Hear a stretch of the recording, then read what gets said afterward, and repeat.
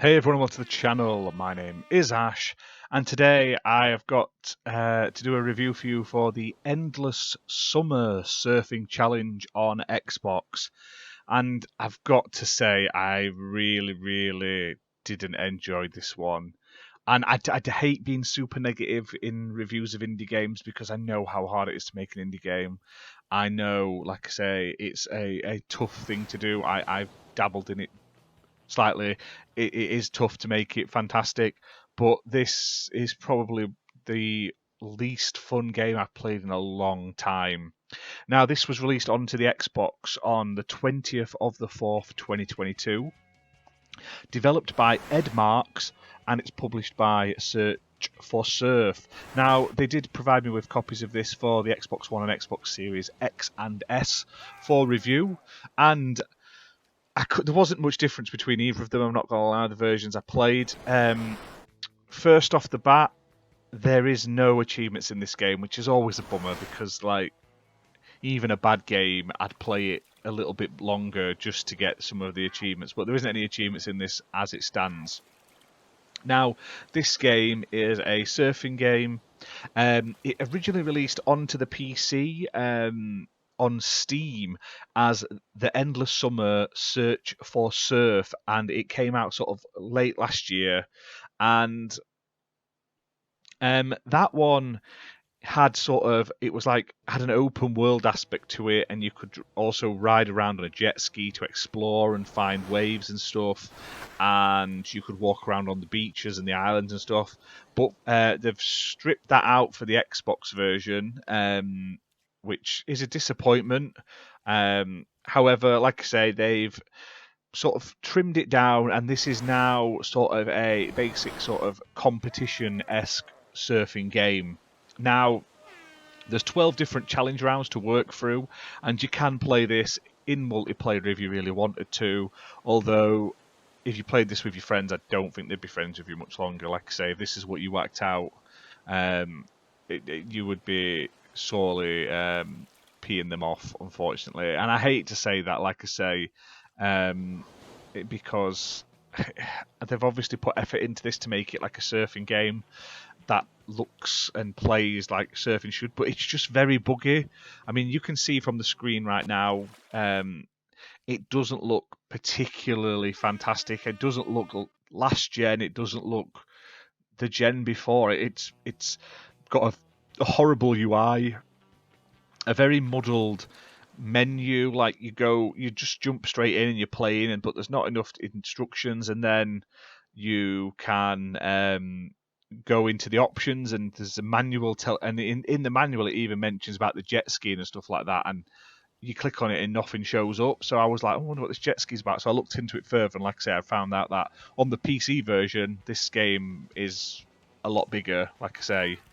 Now, this is described as a skill-based game, and you have to basically learn how to do it correctly. Obviously, that does take time and effort, but it's just a bit off. Like I say, you glitch out sometimes. Sometimes you're just there. Sometimes the wave just literally stops. Like you're riding it, and then suddenly it's just gone, and then it restarts right at the back, which isn't ideal, basically. Now, this game, I'll talk about some of the positives on it. It does feature 3 different cameras, including a surfer view camera. They say there's realistic physics in there, maybe at times, but it does sort of go a bit crazy. It features duck diving, airs, and cutbacks. If you're a surfer, you'd probably understand that more than I would. Now, it is obviously playable on Xbox One, Xbox Series X and S, and PC, and according to the Microsoft Store, it features local multiplayer, 4K, HDR10 and VRR. Whether that's true or not, I couldn't tell you for sure. I don't have a way of testing it as such, but it doesn't look like it needs it. I mean, it ran okay, I suppose, but it just looks bad. It looks like someone started to make a game and just given up halfway through. I mean, obviously they've had to make the water physics and stuff like that, but this is literally like a snapshot of what that other game could be, basically. And like on the other game, the PC version, there's a lot more to it, unfortunately. And whether it may be technical limitations from the dev or something like that, I don't know, but it's been sort of like trimmed down and shoehorned into this really awful menu, and it just looks nasty. It's not a pretty game. Like I say, I'm not expecting AAA here, but it looks bad. It you'll laugh at it for a little bit. You'll get a little bit of fun out of it, just how bad it can be.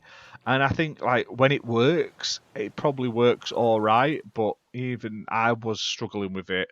And other than just sort of finishing the challenges, there isn't much to it. There's a very big lack of content, and this game is priced at £6.69, and there are a lot of great indie games out there on the store for less than that, with full achievements, with full campaigns, with full content and stuff like that.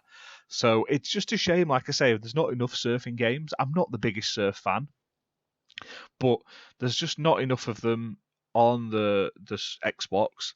And this one is just a poor attempt. Like it's got promise. I feel like if this was a demo or an early access game, you could maybe let it off a little bit, or it had all the free roam like it has on the PC version. But it just feels like they've trimmed out all the bits that sort of make up for the fact the rest of it isn't that great, and what you're left with just isn't worth the price of admission. And I really feel bad saying that because, like I say, someone's spent the time and effort doing that. Like the water looks nice, but it just wasn't for me, unfortunately. So check this game out. Like I say, it is available right now on Xbox. And like I say, if you want the version with a bit more content, check it out on Steam because it's available right now as well. So this is the Endless Summer Surfing Challenge.